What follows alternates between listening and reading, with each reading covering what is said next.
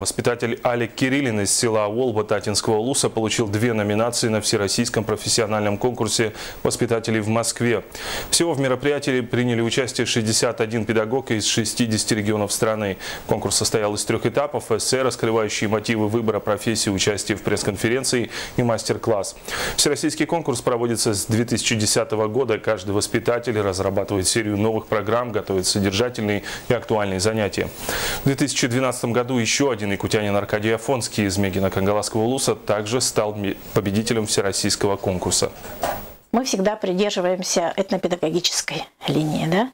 Стараемся рассказать свою республику, разные бренды представить своей республики. Поэтому уже знают прекрасные воспитатели, талантливые воспитатели, опыт которых, не стыдно показать на всю республику, да? И Алик Алексеевич получил у нас нынче 2 номинации аж. Это редко бывает. Конечно, вот Мария у нас первый раз, которая выступала, у нее было вообще 3 номинации. Она очень хорошо лауреат, которая стала. В этом году у Алика Алексеевича 2 номинации.